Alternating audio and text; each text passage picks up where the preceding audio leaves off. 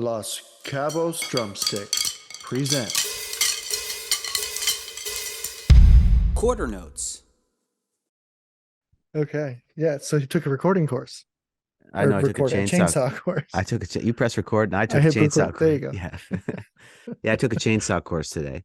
It's not a legit chainsaw course, as in like a 3 or 5 day you're in the field with your hands on a chainsaw, but it was the safety Mm-hmm.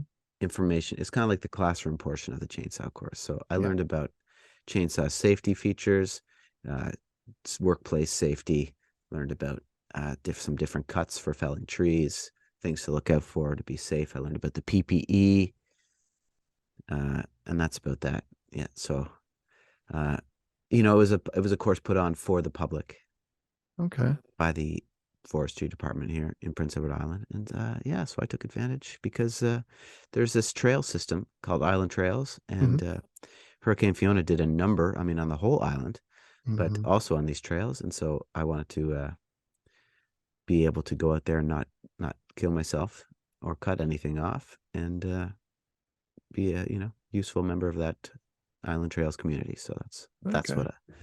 what I did today. That's cool. Yeah, Yeah. Chainsaws make me nervous.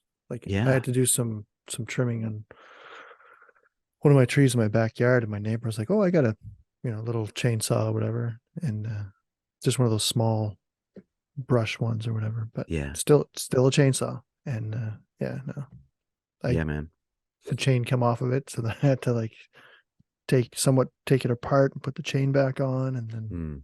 readjust the tension on it, and it's just I learned about all that stuff today. I'm yeah. probably more cautious now that I've taken this course than I would have been before. I would have been a little bit Probably. cavalier with my chainsawing before. Yeah, you'd have been all like what's his name from Evil Dead, like just 100%. attach it to your arm with some duct tape. And Yeah. That's what I thought sawing was yeah. until today. Anyway, welcome. Hey We're there, doing a everybody. podcast. Yeah. Los Cabos presents another podcast called Quarter Notes. Yeah. Dre And and Rich. me, Rich. Yeah. So yeah, I'm just seeing if I have any. It's an unscripted podcast, but I like to have some notes here and there just to kind of keep nice. me honest. Yeah, get your notes up. Get your notes. I don't have any trivia or anything, but I can hit Google real quick if you like. Man, I always love a good trivia. All right. Oh, I'm just racking my brain for any cool chainsaw trivia. Oh, that would be cool. That'd be cool, right? Okay, that's interesting. So I did not know this. So I just hit Google and I typed in first drum company. Do you have any idea who the first drum company would be? The first drum company? Yeah. Well, I guess this is in the United States, but that's what came up as oldest drum company. Oldest, like first established drum company. Leedy? No. Noble and Cooley. Noble and Cooley. American No musical way. Instruments. Yeah. Based No out way. of Granville, Massachusetts. Wow. Established Cool. in 1854. Is the oldest drum company in the United States and one of the oldest in the world. Wow. Okay. 1854. 10 years before the Confederation of Canada. Yeah. Ludwig was founded in 1909. Whoa. That's got to be old. It's pretty old. 1909? Yeah. Ludwig Co. I thought it would have been older. That's just what the top of Google said. I didn't do any deep dive, but yeah. I'm basing that off not on anything, but right on. Noble and Cooley. Noble and Cooley. Anyway, so this episode, as usual, we have topics and we have drummer picks. And as you may know, we're not doing an introduction for a guest this week, so we are just the two of us and deal with it. Sorry. What mug you got today? Which is which? Oh, which is which? Based out of Mountain. Which mug is that? I should have asked. I have Mr. Right. So What's it say on the other side? Does it say I'm wrong? No, it says Mr. Right again. Yeah, it says, yes, dear. Mr. Right and Mrs. No, we won't say that. We won't say it wrong. Mrs. Always Right there is actually a sometimes I'll bring, maybe if I remember, I'll bring that next time. Mrs. Always Right. Mm-hmm. Pretty funny stuff. Yeah. So I got my water in one hand and I've got my tea in the other. Right on. You've that whole dandy tea, you made me think having tea is a good idea. Well, I have So- a little bit just left the old dandy blend there. Yeah. Mhm. I'm doing the Tim Hortons honey lemon. Can you even call that a tea? Is it really even a tea? Honey lemon tea? Yeah. Yeah. There's Good- no tea good leaves or question. anything. Good Oh, question.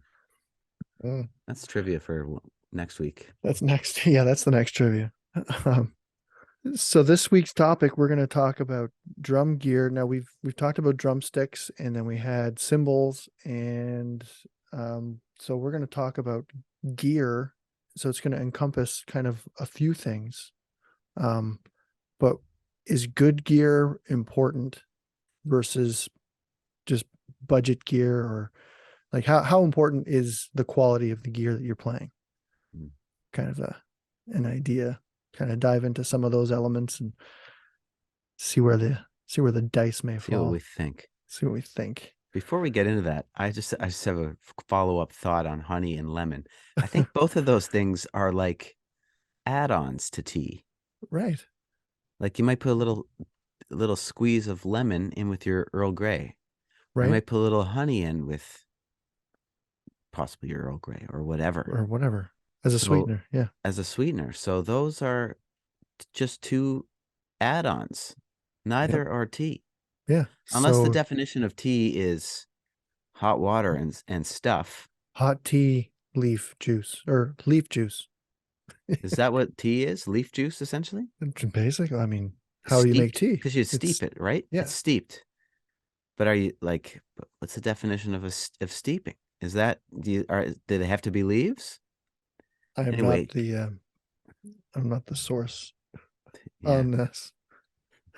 I mean, I've been more of a coffee guy, and that's generally percolated, or Mm. I guess a French press would be steeped, wouldn't it? Because you just let it soak in the water. Mm. I know French press is good, but Yeah. I don't know. I Plunged. plunged. It's kind of coffee. plunged. Anyhow, Anywho, so then Gear. we're gonna talk drummers. So what category drummers are we gonna dive into? yeah, today, this was your idea. That was a pretty cool idea. Drummers. Now, could be another side category. Drummers who you didn't know were drummers. But this is kind of that, but like Kind of. drummers who play other instruments, better known for other instruments in the band. Mhm. So excluding someone like Dave Grohl or something, because he was drummer in a band. So that doesn't count. Or something like that. You know what I mean? He's known for doing both. He's known for doing both. He's known for doing both. Well known. Whether or not he's better at one than the other. Yeah, well you know, known. Well known. Too well So, known. too well known. Yeah. I mean, appropriately well known. Reasonably well Reasonably known. well known. Yeah. Within reason. Within reason, he's known. Yeah. Not gonna say he's too well known, because he deserves all his accolades. But Yeah, for sure. anyway, moving on. Okay. So I don't know. I mean, we didn't really consult on how we're going to do this. I kind of divided my gear talk, if you will, about quality and all that, into three categories. Cool. Lead the way. So drums is one. Yeah. Cymbals is another, Uh-huh. and hardware. Whoa. Okay. So because and we're going to dive into each one, but like for me, each one has its own totally, like, you can get away with stuff on a cheaper version of whatever versus a higher end. If I can So come in with the honey and lemons of this conversation, I would go in with bring in drum heads Mhm. and sticks. Not to say that sticks, are just a honey or a lemon, No, being on the Los Cabos podcast, but you know what I mean? Mhm. You don't know if you I've think of definitely your played sticks some as lemon. gear, Yeah, you I've know, but definitely it held a technically pair of is lemons. yeah, haven't we all? So We're still talking drumsticks here, people. yeah. Still So talking drumsticks. okay, let's get back to you talking and leading the way before I interjected. No, it's all good. So yeah, so drums. For me, drums, um, and I guess this ties into what you just said with drum heads, but um I've been playing Yamaha drums, and I'm not an endorsed artist, unlike that guy over there on that side of the screen. Must be nice. Must be nice. Yeah. Um, but I've been playing Yamaha pretty much since day one. And I played Yamaha entry level all the way up to my favorite that I've gotten to play which is the Live Oak Customs, which are just amazing. Yeah. And I would like to pick your brain on what your favorite Yamaha drum Yeah. is, but um and the old customs I played were pre the new version. I played the ones that don't have Okay. that plastic or whatever that is in the middle. Okay. Anyway, they're insane. So that's kind of my dream kit. But anyway, so since I play in clubs and I had the old Power V's, I upgraded to the stage customs, which are birch. They project like hell, because of the birch. Anyway, but they're an affordable entry level, not entry level. I'd say they're semi-pro drum kit. They're used backline pretty much any festival you go to, other than like the big festivals that would, people would with endorsements would have them flying the high quality stuff. You'd be surprised. Okay, fair Yeah. enough. But it's a more affordable kit, and if Yeah. I'm playing, because like I said, I'm playing punk venues and bars and dives and shit, like I'm Yeah. not gonna bring, an expensive set of recording customs, to have everybody else bang on them, and tear them to shit. But as far as an affordable drum kit goes, they sound, I've had so many people compliment me on the drum sound, and that's, to me, I find, because of my drum head choice. Mm. Just, a fresh set of drum heads on a Mhm. crappy drum kit makes a world of difference. Yeah. Oh yeah. So if we're talking how important, and that's, this is in a live setting, like studio, you're going to want to have, some high end gear because you've got close mics and room mics and you're going to hear everything. But for me, where I'm playing in shows or whatever, I think, a beater drum kit with some good drum heads was, no one else is going to give a shit. Yeah. That's my 2 cents. Yeah. Cool. Drums. Give me some Talking honey drums. lemon. Talking some drums here. Drums, I would agree. I can answer a couple of your questions. Yamaha drums. Mm-hmm. I do endorse the brand Yamaha, Mm-hmm. and I currently play the absolute hybrid maples, hybrid absolute maples, Mm-hmm. hybrid maple absolutes. Yeah. That's how you say it, and Yeah. that's how you say it. That's how it's. And they're great. I really like them. Mm-hmm. Two other, I had a set that I used to play in Europe of the live, the oak Mm-hmm. live customs. Those were really good. Those Heavy, were really good. like They were physically heavy to pick up. physically Yeah. heavy, physically Yeah. heavy drums. Yeah, and so are the hybrids actually. Very Okay. heavy, very heavy drums. Like, yeah, a little too heavy. They're heavy. They are heavy. Another couple of kits that I like. Now I've had like I played. There's this like kit. Actually, like probably the kit that made me go play Yamahas or want to play Yamahas was this kit. John Bowman, a sound person here in Prince Edward Island, retired, but had a sound company. Mm-hmm. He had this kit. It was a Yamaha Maple Absolute. So it was before hybrid. Made in Japan. The hybrids have that mylar or whatever in the middle, right? For the maples, or is that just in the oaks? I don't think whatever. so. I think I don't yeah, there's something going on there. Because I thought that's what made them hybrid, but anyway. Carry I on. don't know. I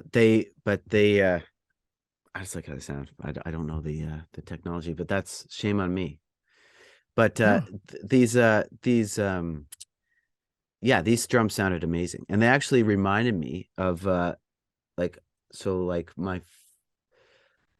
I've owned some different drum kits in my day. My first ever kit was a Tama Imperial Star.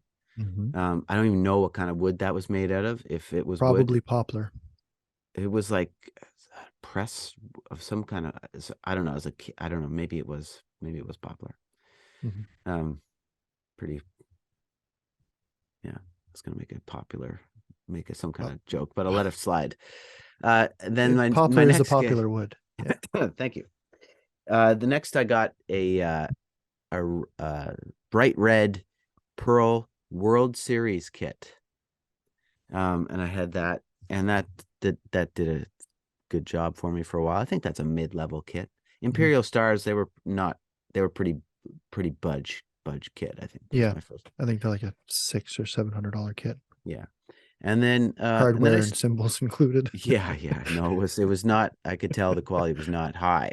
Yeah. Um, but then then I started playing like Ludwig kits from the 70s, and those are Mhm. really, really loved. This is kind of when I was getting like now into playing rock music more.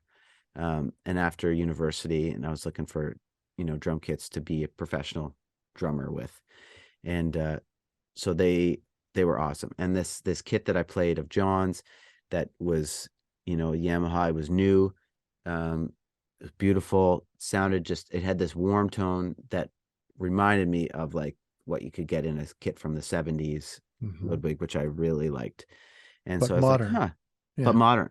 Yeah. Yeah. So I was like, okay, huh. And like, yeah, you can still buy this, and it's not like, you're taking this like vintage thing out on the road and whatever.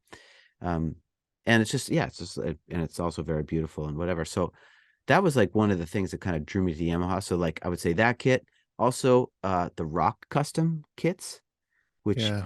are not in production No, they were like anymore. from the 80s or 90s, right? Yeah, my buddy Brady has a couple of them, and I whew, wanted one of those because they come like base with the rock sizes, like with the 24 kick and the like big 14 or toms. 13 rack tom. And yeah, yeah. Yeah, and deep There was toms a too. Like, yeah, it's silver, a matte silver finish one that I had my eye on that I wanted to get. Yeah. so cool. Yeah, Mhm. they are just, they sound pretty awesome. And then recording custom. Those are like they're pretty pricey, but they're Yeah. amazing. I got to play on one of those. I did like a video for Yamaha in Germany a few years back, and I was like testing out. I was actually, I think the reason for the video was like testing out the this new triggers that they were selling.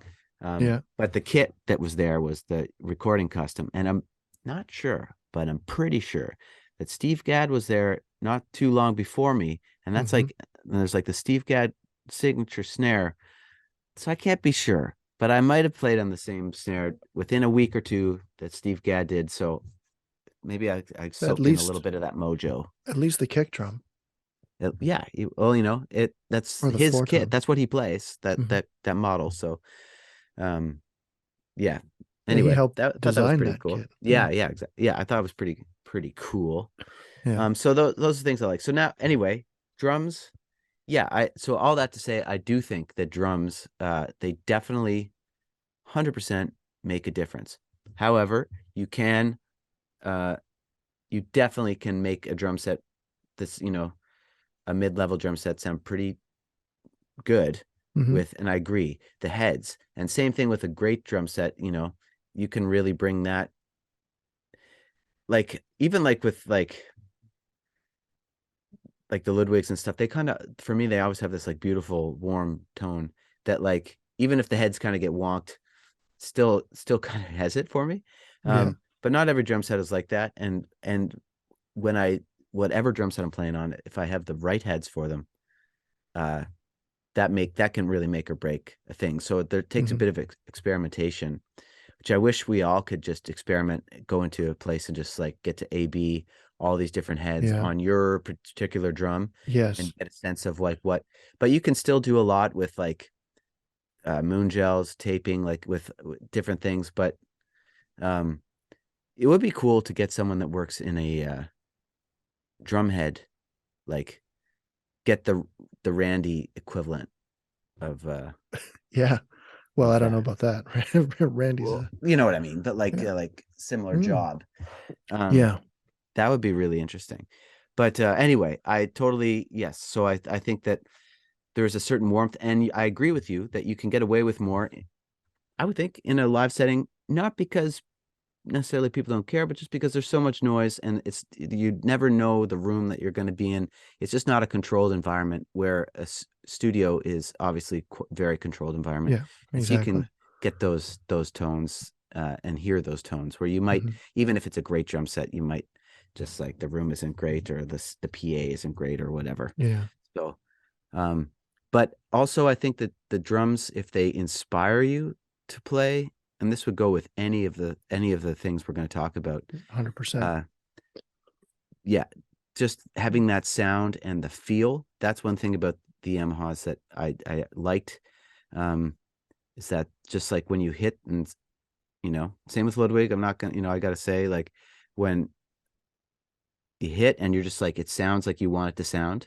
Hmm. It's like oh yeah, this is like man, that's it. Just it helps you play better, and I think that's just I think if you're enjoying it more, you're playing. I do believe you're playing better, and Yeah. um, also the caveat that on any of these gear things, you know, you could say like the joke, like guitar player be like it's in the fingers, like, but it actually is. It actually Total, is. it actually 100% is Yeah. like and the same with like whether it's your sticks or whatever, but like it is in the player. And so like that there is that it is kind of true that almost no matter what kit you're playing, to an extent, you're going to sound like yourself because of Yeah. you're going to make micro adjustments to play and make it sound like you. Well, case in point, if we look at recently, like Chad Smith played Pearl forever. Now he's playing on DW. Does he sound different? No, he still sounds like Chad Smith. Yeah. Like when he sits behind whatever kit, he's going to sound like Chad Smith. It's just because of the way he hits his rim shots. It's the way his vocabulary. It's the way he approaches. It's the way he hits his toms. Like he rim shots on his floor tom. You know what I mean? Yeah. Like it's just, yeah, it's definitely. Do you rim shot on the And floor tom? I like a rim shot on the floor tom. oh yeah, for Yeah. sure. Yeah, whenever I can. It depends on the situation, but yeah, for sure. Yeah. There was this video, like a short little clip, like Instagram, like whatever their reels are or whatever. I can't remember the musician who was saying it, but basically like the idea was that you sound exactly like you hear in your head. And if you're trying to play something and you can't play it, you're not quite getting it, it's because you don't really hear that in your head. So that's just kind of like what we're talking about. And he talked about like his oral, as an AURAL, oral, like clarity and kind of your skill and or just capacity, oral capacity. So like what Yeah. you hear and being able to like clearly like this is totally what I hear. Hmm. So like when you go to play the drums, like I think that's just kind of what we're talking about right now, like Yeah. how you end up sounding like yourself. And I think as you because it's a bit of a side chat, but like as you improve on something or try to do something different, if you really are clear on what you're hearing, I think you can get there a lot quicker than if you're kind of like, ah, I don't like, I don't really like. You kind of just have a cloudy idea of like, I'm pretty sure I want it like something like this. But the more you're like, no, like I want it to be like this, you Hmm. can really hear it. I think that's Yeah. a skill you build. But anyway, Absolutely. And you have to side like, chat. and that's why like, practicing rudiments and chops and all that stuff is it's not so much for me whenever I practice anything like that, it's not to like be showy, it's to be able to have the facility in doing what's in my head and having it come through when I'm playing on the kit. And I think that's the whole journey that we're all on when we're trying to express ourselves, is being able to take what we have in our head and physically be able to manifest it, which is, why we, and that's true for any instrument, like guitar players when they're trying to solo, if they don't have the finger speed to play Yeah. that super cool lick, well, it's So, yeah. that's That's why why they're the That's why they're noodling all the time. That's right. Yeah. Or putting those effects on their guitars to make Yeah. it sound cooler. But actually that effects, that just reminded me. So when we're talking about drum kits, and now with technology where it's at, where you can have triggers, is it, I guess, if you want like an old school drum sound, like a natural drum sound, you want to pay the money to have that drum kit. But if you bought like a piece of crap drum kit and invested a bunch of money in triggers, then does the drum head or any of that stuff matter anymore? Because it's all coming through the I trigger. don't know. I I don't really play with triggers that often, but I guess it would that. But then it's got to be qual. We're still talking gear and But we're gear still quality. talking, yeah. We're talking trigger quality. Electronics are going to cost more. Yeah, and like the quality that trigger picks up, and I don't know how sensitive they are, if they would like detect like, oh, this head vibrates really well, or it's just like, oh, this is a ratty old drum head, it's not really vibrating. So like, besides that initial hit, you know what I mean? Yeah. Like maybe if it detects the decay, I don't know how. I'm sure the triggers are pretty advanced now, but I don't know. But as far as like, because I know like with electronic drum kits, you can set it to like sound like, a rock kit at Massey Hall. And then when you hit that floor tom of that kick, it just like boom. Like, Yeah. so they would translate that into whatever. I don't know if like I don't have an EAD. What was it, EAD 10, 100? What's it called? I got one of those EAD 10s, I think. Yeah. That's like my next, well, my next piece of gear I want to get is a new snare drum. But Nice. an EAD 10 would definitely be on that list for sure. Nice. Yeah. So anyway, so drums, you can kind of, it's I guess it's a balancing act of quality, with drum heads and depending on the situation you're using it for. Yeah. But Yep, definitely. But so yes, I think it kind of matters. when we're talking It drums kind of matters. specifically. Yeah, the drums, they I guess what do we end up on? They matter, but They matter. to its context. But in addition, if we're going to add some lemon to this conversation, snare drums are kind of a different subject altogether. Because for me, the snare sound is kind of where you identify certain players. Like, that's why there's like not many drummers have signature drums, but there's a bunch of them that have signature snare drums because that's their voice, right? Yeah. So to me, like I have a semi-pro drum kit, but the snare drum that came with it, that's gone. Like, I have a mid-level snare drum, which is why I want to get a new one. Looking at like an aluminum recording custom, nice. Something like that. But I mean, the snare drum itself is almost as much as the full drum kit. Yeah. So you got to really look at how much you're wanting to spend on a snare drum versus the rest of your drum kit. I would agree. Snares, that's a pretty special case. Indeed. Also can be affected for sure with like, you can doctor it up with heads and taping and snare wires. Snare wire. Yeah, for sure. I'm rocking a 40. What's that? I've got 40 strand on my nice. snare. Yeah. Nice. Yeah, there's definitely like,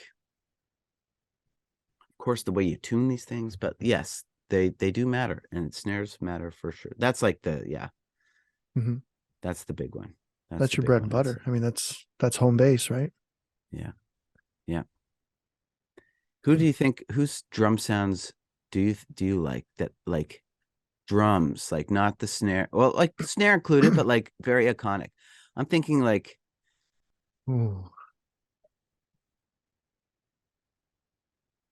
like Alex Van Halen is pretty awesome drum sounds. It's pretty signature sound. You can hear signature sound. Yeah. It's him as soon as you hear that. Yeah. Yeah. That combination of his what are they? The giant beat hats and the Superphonic Ludwig But snare. like even his toms and stuff, like the Oh, yeah. drums. Yeah. Yeah. I don't know. Yeah, he's definitely one that you know who it is right away. Stuart Copeland. Yeah. Yeah. Yeah. Levon, we mentioned the other day. That's yeah. very iconic, like the drum sounds. Mhm. Because he barely hits. Yeah. Phil Collins. Oh, yeah. Yeah. Yeah. Oh, of course. Yeah. Yeah.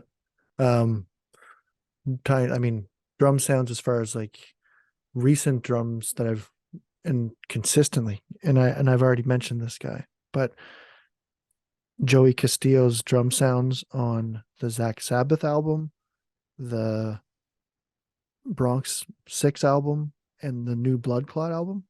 Mm, Like those drum sounds on those three albums. Like I don't know if he did those sessions all on the same day because the consistency he has with his drum sound is just mm. insane. Like you know it's him right away. Like I don't know. He's a monster. And he's a Tama guy. So Mm, maybe it's to do with Japanese drums. I don't know. maybe. Anyway, Yeah, we could can go get on. into a whole side thing. Yeah, Well, we since could. we're talking about drummers, we might as well drop a drummer. Questlove too. Questlove, huge. Like, Oh who yeah. that is. I was just Yeah. thinking. Like very signature Daru sounds. Jones is another one. Yeah, very signature sound. Yeah. Yeah. He is such a cool setup, man. Daru? Yeah. Oh man. I don't know how he It's does it. like, It's cool though. oh, it's so cool. Yeah. Yeah. All right, Should we so let's drop? talk Yeah. about Moonlighters or Yeah, man. lesser known drummers that Well, are kick-ass drummers. you told me who one of your guys is, and I think that last Daru we just mentioned, I think that would set up one of yours very nicely. That would set up one of mine very nicely. I had a different segue for my guy, but we'll go into this guy.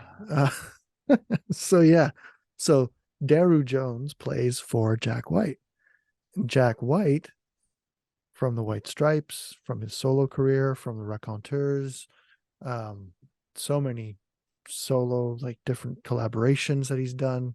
Singer, guitar player, but he's a kick-ass drummer for the Dead Weather. And his drum, speaking of drum setups that are cool, if you ever seen his drum setup, he's got like a bunch of Ludwigs. He's got like a 26-inch kick drum, and then he's got a 16-inch snare drum that was made from a floor tom that they sliced in half, turned that into a Wow. snare, and then the other half of the floor tom, he has it as his first tom.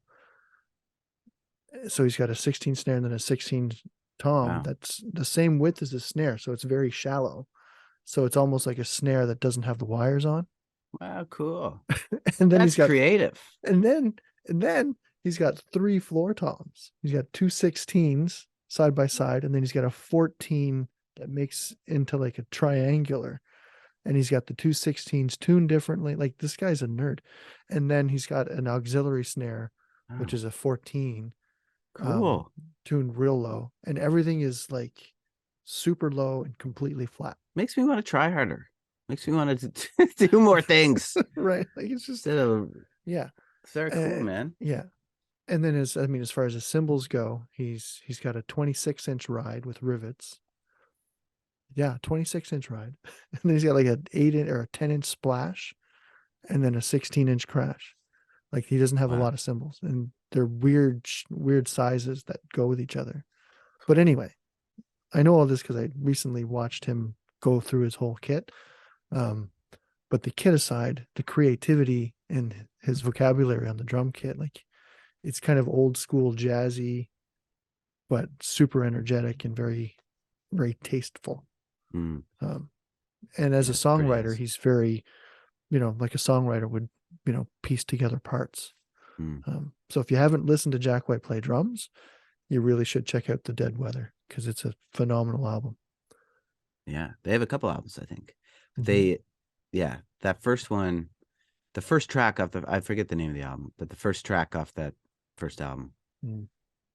is, ooh, baby. Catchy. Yeah. Yeah. So who's your first pick? Oh man, you probably, I don't know if you've heard of this guy. It's Paul McCartney was the first one. He was played in the Beatles and played bass a lot. little piano as well. Yeah, okay. But I mean, there was the joke that like uh I think it, was in like the documentary where like Ringo, what's it's like to be the best drummer in the world? It's like, oh, he's the best drummer in the world. He's not the best drummer in the Beatles. So I don't know if whether or not that's true, but it's a zinger. That's a good one. It's a good one. That's a good one. Anyway, so were they talking about Paul McCartney? I think Paul might have made that joke, or I don't know if it was Probably. John or Paul made that joke. Who knows? But yeah, like Dear Prudence, back in the USSR, that's Paul McCartney on the drums. Yeah. So I just thought that was a lot of people be like, duh, but some people might not know. Some people might not know. So there you know. Now you know. Yeah. I don't know what kind of cool setup he was using. Probably just a regular old. He was just using Ringo's kit. Whatever it was, yeah, whatever was there. So he was like, "Oh, hey Ringo, let me just give this a little try here." And then just kind of just knocks killed it it. out. Yeah, totally. Super. And Ringo's probably all like, pretty, "Cool, man." That's pretty talented. Well, I was reading. I think the reason he was on those, at least, yeah, on those tracks, at least back in the USSR. I'm not like super. I don't know every detail of the Beatles, but so I don't even know if those are on the same album. But I guess Ringo was like momentarily not a member, like he had quit for a minute or something, and so that was like what was going on there. That's probably true. I know, like George quit twice in that documentary. Like, so Right. Yeah. who knows?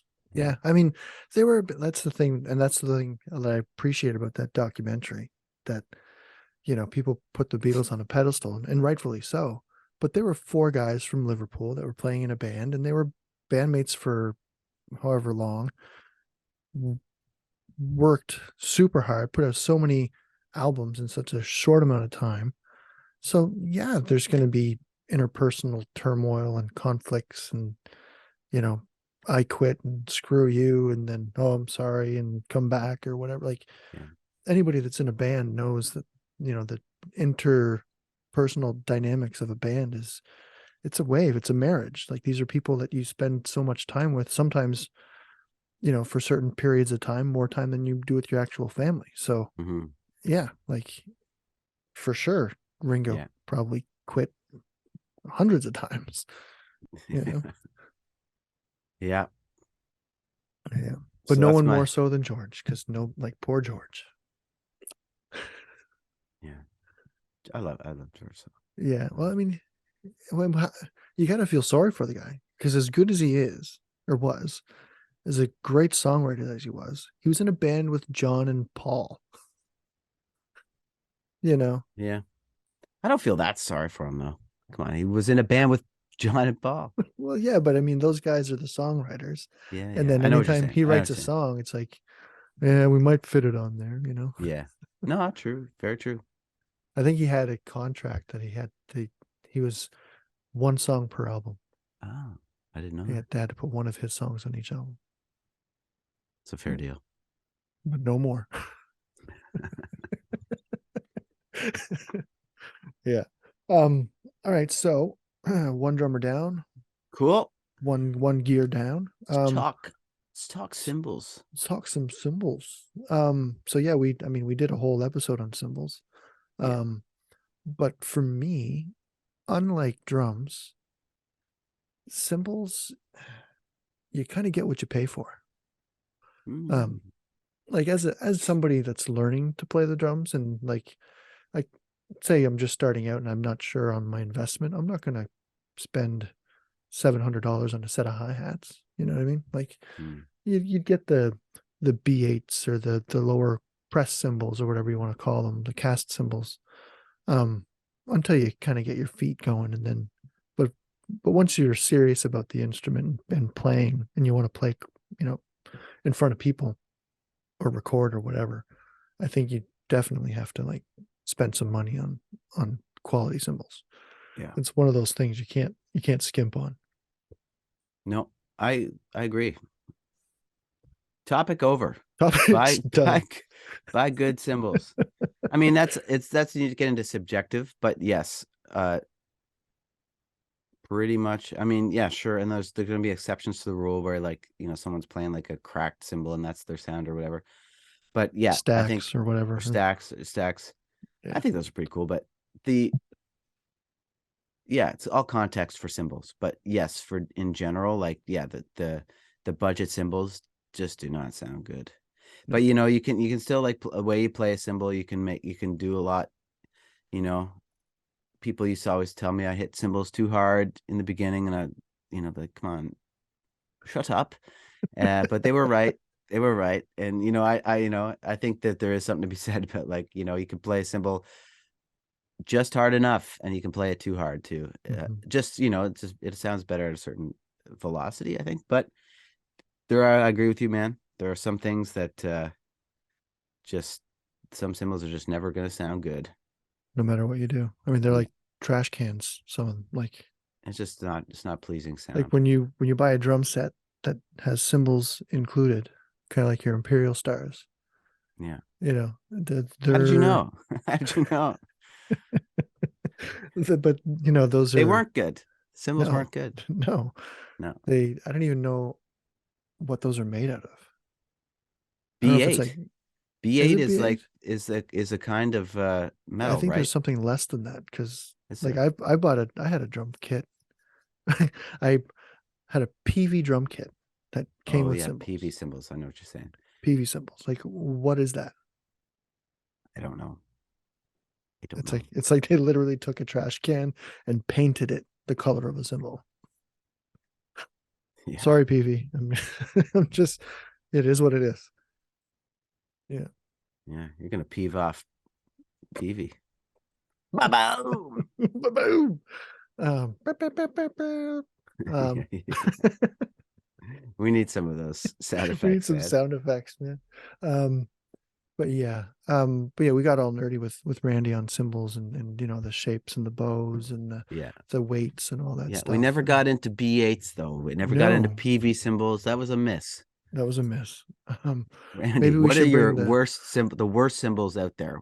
Let's get into that. hmm, People want to know. No, you're well right. for me it'd be PV. Yeah. Yeah. No, fair. Um, but again, and to for there are so many different types of cymbals, and that's to do with the manufacturing process, like the machine lathed and shaped, and then there's the hand hammered shaped, semi lathe, unlathed. Like there's those dirty looking cymbals that some companies are making now for those real dry Mhm. sound. Like Yeah. I've got a like couple of those, or had a yeah. couple of them. Yeah. So there's so many different applications and there's a symbol for each application. So it's a matter of finding the one that's for your voice, you know. Yeah. Um, Yeah. and I was lucky enough that, I have Randy that helped me, pick out symbols for my specific, you know, project or whatever for Yeah. my sound. Um, but that's always evolving too, right? Because then you hear something else and you're like, oh, that's inspiring. So then you kind of want to chase after that. And to your point earlier with, for any of and we'll bring this up again later. But just for anything that you're using, as long as it's inspiring you and it's the sounds that you want to create, then that's when it matters. Yeah. Yeah. Absolutely. Because I mean, I play Sabian. You're a Peisty guy. Yeah. And you've got like the big 24-inch ride. 24-inch ride, 20-inch crash. Mhm. Giant beats, 14-inch hats. Yeah. Yeah. And you ride on your crash and you crash on your ride. Like, Yeah. Yeah. For sure. Crash on the ride all the time. yeah. Like I basically that's what I like about those cymbals, is that I can do that, because there's sometimes, like you go to a festival and you have to play the back line. I don't know the equivalent for this for like a guitar player or something, but because at least they always usually have their guitars. But for a drummer, sometimes you're showing up and you're getting like, all you have is your sticks. For me, it's like sticks and cowbell. Here you go. Like you got a trusty cowbell and my sticks, but like, like played like, they're Peisty cymbals and they're fine, but they're not giant beats. It's like, it's way different. And like you go to crash that thing and it sounds like boing, like it's just not meant to be crashed. It's meant to be very pingy. like a set of rudes. It was a set of rudes. Okay. It was a set of rudes, and it was Those are like, thick and heavy. yeah, Yeah. yeah. But No, those are there's, designed for a purpose. yeah, totally. Yeah. They're on a live record though, because I don't know, just like that detail was missed or something. I was early on in my days in the band, and I still hear that lyric. I'm like, oh, you can hear because it's like so muscle memory, and I'm like going to like, Right. here we go, bang, bong, yoing, yoing, yoing. Like it just sucks.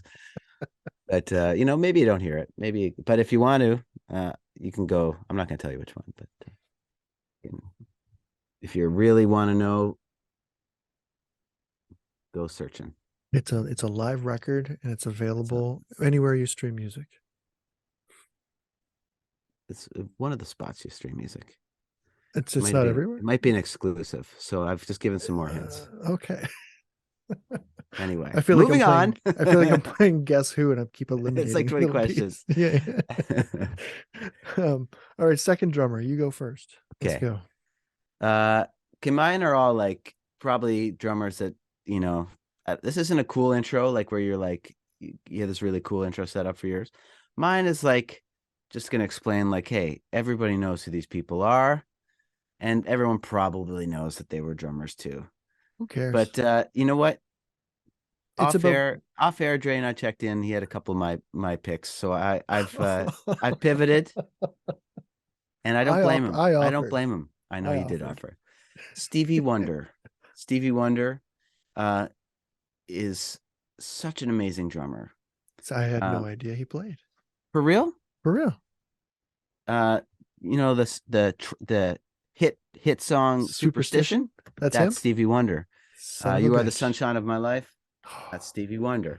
So I like never looked at the credits.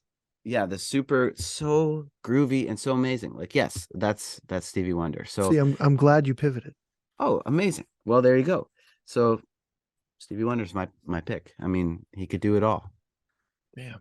What a musician. Yeah, oh man, definitely.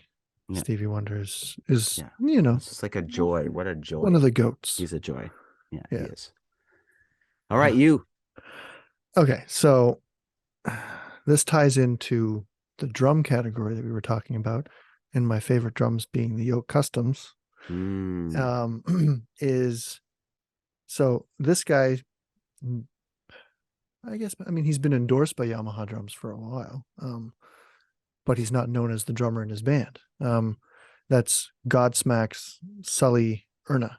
Him and Shannon Larkin, if you've never seen their drum duo battle or whatever you want to call it, mid-show, Shannon's drum kit gets shoved over, and then there's another one that comes out with Sully on it, and then they start doing this call response thing. It's just the coolest thing. But yeah, so Sully's just a kick-ass drummer. Yeah, I mean, what else can you say? It's really cool to watch them as a band, and I'm not a big Godsmack fan. Like, I don't listen to them. I don't like seek them out. But whenever I do hear them, the drum parts are always really cool. And I'm guessing because Sully, being the songwriter, would be having certain drum things in his head, and working with two drummers being in the band, you'd come up with some cool shit, right? Yeah, definitely. Definitely that's something we mentioned Dave Grohl, whoever the drummer is in the Foo Fighters moving forward, he's got some shoes to fill, because his relationship with Taylor and the way they would work out songs, the two of them before anybody else came in, they were having conversations about, this drum part or that fill or whatever. So anyway, yeah. So Sully from Godsmack is my second pick. Nice. Yeah. And they're solid. They're a solid band. And from what I just saw recently, he came out and said that they're not going to be writing or recording any new material. They're just going to make a new show with all the known songs. Okay. And put their energy into a live show versus creating new material. Just as you know, writing and recording is a whole process. Yeah. I mean, for me, it's the most fun process. That's the best part. Yeah. But I mean, playing shows to each their own. Yeah. Yeah, I mean, yeah, maybe they've, there's there you go. Make money on tour. You don't sell them, you don't make money on records. Yeah, I guess that's actually true. You're spending money to record and Mhm. you go make money when you play. Mhm. And if you have to put your creative energy into a new show, Mhm. that's way to go. Yeah. Yeah. All right. So Hardware. part 3, hardware. Part 3. Yeah. Still with us? Yeah. Yeah. Still, this is Everybody? No, they're getting still chatty. they're still here. Yeah. So for me, I could play on a piece of crap drum kit with some tin can cymbals. As long as the hardware is where it's at, I'm a hardware I'm guy. good. I'm a hardware guy. I need to know that they're going to stay where they're at. Yeah, I want these shitty symbols to stay exactly where they are. Yeah. But I mean, particularly kick pedal, hi-hat, like where you're, Okay, yeah. Those are very important. Very because important. you can weight down a cymbal stand with whatever, a free weight or a sandbag or whatever. You can make it so it's not going to go anywhere. Mhm. And if the cymbals are crap, then who cares? Because you're keyhole them anyway. But I mean, is kick pedal and hi-hat stand, I don't typically bring my hi-hat stand, but I always bring my kick pedal. Yeah. Yeah. Yeah. I've had a couple of nightmare moments with kick pedals. So it's good to have a nice one, because when that beater comes off or the thing blows up, it sucks. It sucks. Or comes off the hoop. Or it comes off the hoop. Oh, brutal. Mm-hmm. Hey, I That's just why I saw this. really like my new pedal. But What do you got? The I got the F9? FP9. Yeah. F9. It's got the Foot spikes. pedal 9. Yeah. Hey, I had no idea that's what it was called. Hmm. I thought it was something to do with the motorcycle. Anyway, because it looks like one. But no, they put the spikes by the heel of your foot so it doesn't pivot because it's attached at the hoop, right? So you don't need the spikes at the front. You put them in the back and it stops it from fishtailing. Nice. That thing does not move. Cool. Yeah. I haven't tried one yet. I want to try one. Yeah, you really should. Yeah. I really should. Yeah. But I mean, I had a DW5000 for like ever. Like I'm talking like single chain from those like are really good. 1991 or 1990, and I Those had it up roll. until last year. So Those roll. yeah. Those are so good. Mhm. I just play a regular old like on the road, the I don't even know the model number, but the regular Yamaha pedal, whatever the It'd be regular 9,000. the 9,000. That's the Yeah. higher end one, yeah. Yeah. So I play one of those and love it. I also, have played Speed Cobra, play Iron Cobra, definitely the 5000 DW 5000. That was my favorite of all the DW pedals, was the 5000. Not like Yeah, I tried going the up to the 9,000 9 and yeah. yeah, it's too weird. But I do like the Speed Cobra more than I like the Iron Cobra. But maybe that's just me. But If yeah, that's the case, then you definitely need to get an FP9 yeah. because it is longer footboard. It reminds me of the Speed Cobra Oh, in that cool. sense. And the Nice. cam is adjustable, so you can make it the same cam as the Speed Cobra. Ooh, nice. Yeah. And I do like the I mean, all of Yamaha's hardware. It's kind of undeniable. It's the best. And yeah. I mean, the story, if you don't know it, like Yamaha makes they have a bit of an advantage. They do make motorcycles, they make all sorts of things. They got access to the best metals and the best metal making techniques and secrets. And yeah, so they do have it's just it's sturdy. And I mean, the hi-hats are amazing too. Like, that's one thing that can really mess you up. And I was thinking about this as I was practicing the other day with my nice Yamaha hi-hat stand, that for a lot of years I would like kind of ignore how crappy my hi-hat stand was, or like, maybe the rod would get bent or something like that. And especially when working like on anything more like, I wouldn't even say it's technical, but just like precise. Like if it's just like to be the rock guy and just like, bash on it, that's not a huge deal. But anytime I have to close it, like in a jazz setting, or like I'm working like through like new breed stuff or something that where like I want to actually close it and have it close exactly and have a nice tight, Yeah. Anything where you're consistently. using the left Yeah, foot there. I think I probably wasted hundreds of hours trying to like perfect a hi-hat technique that was probably like just never going to happen on like It wasn't your fault though. it was a bit of like a thing on a dumb pedal. um that's just like, oh, that's not consistent because the thing's moving around, and Yeah, like yeah. I don't know. So um that's, I don't know, take that as what a grain of salt, but like Yeah. I think that yeah, hi-hat, they do matter. They do matter. And a great drum throne, a nice Oh yeah. sturdy drum throne. um you know you don't have to go super bouncy. I know there's lots of options out there. It's Yeah, like I'm the not a classic. hydraulic fan. No, I just like a classic uh round seat, Yeah. you know Yeah, I've got a sturdy. saddle seat. I'm Saddles kind are of good too. I'm not feeling it. I want to get a round seat. That's another thing. Yeah, I'm looking for a new snare and a new drum throne. Yeah. But yeah, the classic round seat, non-hydraulic, like I don't care if I got to spin it 12 or 14 times or whatever to get the right height. Yeah, yeah. I'd rather do that than have the airlift, Yeah, because you I don't want just to like hit that thing by accident. It's like, right. And then okay, where was it? Then you kind of up, down, up, you're yeah. playing Oh, with that forever. At least I know brutal. if I can spin it, I know how many times. Um, Brutal. but also like if you lean in, then the hydraulic pushes you up and then you're bouncing, and it's just yeah. Yeah, you don't want to be bouncing. No. I'm I was there was a backline kit at a benefit show that I played at, and it had the hydraulic. It was a nice, it was a nice DW kit. It was like a collector series or whatever, and it had a hydraulic drum throne, and I'd never sat on one. I'd never used one before. Mm, Threw me way off. I was just like, yeah. what? Because anytime I went to move, it was pushing me up, and I was just, Oh, yeah.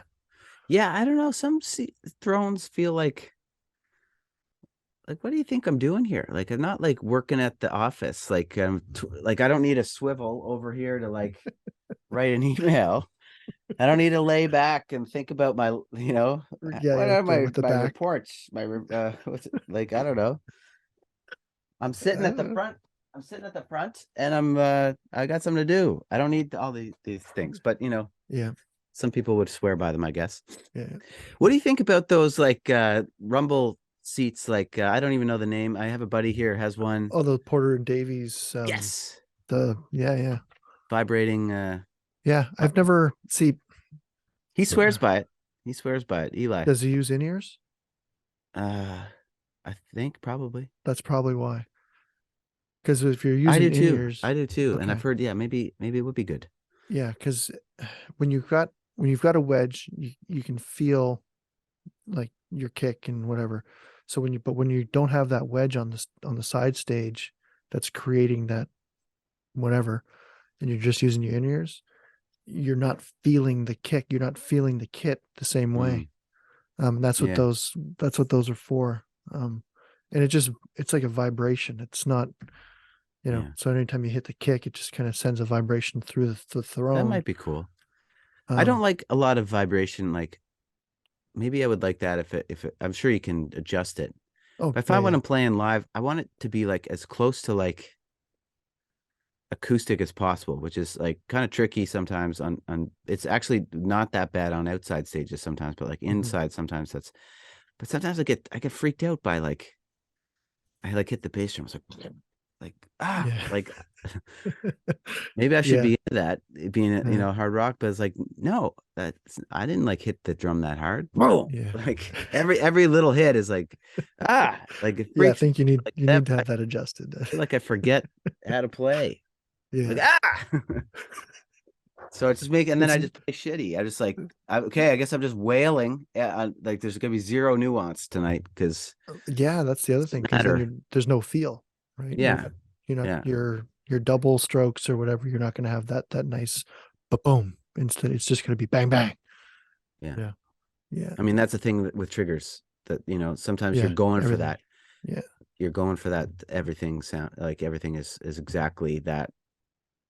and some big arena bands will want to do that because it's really important that those, we have those solid Everything, hits. everything has to project. Yeah. But anyway, yeah. So hardware, I think it matters. Absolutely. And that's one of Not the reasons why sonically, I've stuck but, with Yamaha yeah. this whole time, is because even the more budget hardware, I've known so many people that have Yamaha stands and hardware, like the 7,000 series, which is like their lightweight. Yeah, They I got can't that. kill them. They've had them for like decades and they're Same. still same, you know? Yeah.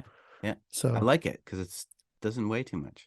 I see it doesn't weigh too much, but the lightweight, like the flat base stuff, that's like super duper light. And I Flat. Oh know no. Yamaha No. have the crosstowns, which are lightweight, made out of aluminum. Okay, I don't I've like never those things. I've never played them. I think they look kind of cool, but I like the look of the flat base. I mean, just like single brace, I guess what I'm talking about. Okay. Not anything that goes flat or like the super lightweight stuff. I get Mhm, very cool concept. I just haven't, because I haven't really used it that much. But like mhm. I'm just like I don't know. I have a flat base stand that I use my ride on, Yeah, just so I can get it right flush to the kick drum. and I don't like having my cymbals on booms. I like having them all on same. straight stands. That's something sonically. I was gonna say like it doesn't really have hardware doesn't have that much of a sonic implication, but I've already kind of contradicted myself because I said that a properly functioning hi-hat will absolutely help you, and of course the beater on the bass drum pedal will help Mhm, make a difference. But also, there's the argument for cymbals, like whether if they're on a boom stand, if they're and some drummers would be like they want their cymbals straight because I believe they resonate most purely. They do their thing if they're straight, and they lose some of that when they're on an angle, mhm. or the sound changes. So yeah, I mean, I take it back. It does matter. But again, I think it's a matter of degree and the setting that you're in. And Yeah. if you are in a beautiful theater, Mhm, yes, you actually do want those best sounding drums and everything yeah. dialed right in. Yeah. But Yeah. you can hide a little bit behind a wall of sound Yeah. in some Straight other. cymbal stands, cymbals are flat. Um, my ride, well, it's my ride's kind of high, so I generally angle it just slightly, but it's pretty flat. Hmm. Um, yeah, and hi-hats, like I have mine right now, like the top hi-hat where the clutch is like Yeah. literally flush with the rod. That's how I have my hi-hat. Oh, Like I know, like you can get like low and you got the big rod sticking out of it. The rod sticking right out of it. And I like mine fairly high, but I sit higher now than I used to, so it doesn't look as okay. high. It's not like Dave Grohl back in Nirvana, like playing Yeah, like, yeah, you know. yeah. Um, but the hi-hat, like, I mean, maybe it's just the Yamaha stands that I have. They don't go that high. I think that Mm, you have to buy a specific hi-hat stand that maybe. will go that high. Right. Um, I think he had it specially made. I don't know, whatever. Anyway, I know there's a few drummers that have their stuff pretty high. Like So it's the lower thing that doesn't go high. Like the rod, you can buy different length rods, yeah, but you're talking about the actual like tube doesn't go yeah, that high. yeah, Okay. yeah. It doesn't go that Yeah. high. I mean, I have the standard tube that comes with it and the standard rod. So whatever height that is, Mm, that's where I have it as the highest on that setting. gotcha. Which is about lower than shoulder level, I guess, Yeah. from where I'm sitting. But Nice. so yeah, so I guess this should be a different topic altogether. Is ergonomics and stuff like that. We should get into Yeah. that another time, just Yeah. with So positioning. hot right now. It Ergonomics is is. so hot right now. It is. With good reason. Well, absolutely. Um, oh, we have a third drummer we have to get to. Yeah, we do. Let's do it. You go. Okay, I'm last and I forget who it is. No, I remember now. Okay. This was one of our collective choices. Hmm. He's known as the singer songwriter for Them Crooked Vultures, Queens of the Stone Age, Desert Sessions. I guess he writes for Eagles of Death Metal as well, but he also plays drums for them, and that's Joshua Home or Hame. I don't know how you say it. We'll call him Josh. uh, I think that's how you say it. I think that's Josh. Josh. Just joshing you. Haven't heard that in a Gee, while. no, that was good. Just joshing you. But his drums on Eagles of Death Metal, he's got some interesting choices and some different percussive additions, like the jam block and the Yeah. tambourine. And I think it's like one crash and one china cymbal. It's really fun. It's Fun drumming. and it's Yeah. a three-piece kit. Yeah, I know like most of, I mean, the guy that plays with them now, Jorma, he's got a full drum kit or whatever. But back in the early Eagles days, it was a three-piece kit. Yeah, but Joshua, just his vocabulary behind the kit is very similar to Jack White, like coming from a songwriter's perspective, where they're coming up with like riffs and fills that don't start where you think they will, or they have a different resolution than you think they're going to have. Yeah. I think this is really cool. And yeah, he's just a cool drummer. Yeah. Yeah. There's like some like thing when it's not your, maybe it's not your first instrument, or your head lives in this other space a lot of the time. Mm-hmm. It's like, yeah, sometimes I'm like, oh man, I wish I could come. I wish my brain could even could even think of that, because it just wouldn't. Just wouldn't think of that, because I got all this other stuff, I'm too busy focused on like I'm just busy focused on just making it perfect and rock solid. Am I on grid? Yeah. Mine is Prince. Prince played a lot of pretty much all the instruments, I guess, on all of his records, including the drums. So on the topic of musicians that are just like unbelievable at everything they touched, he'd probably take the cake. And so what's crazy about Prince, and I've had this conversation recently at my employment, is that as good as Prince is, and like you see him, with all his hit songs and all that stuff, you forget how good he was at playing the guitar. Oh yeah, man. And I mean, and to your point, like the drums and stuff, like he recorded all that stuff, but like I think it was like that benefit for George Harrison.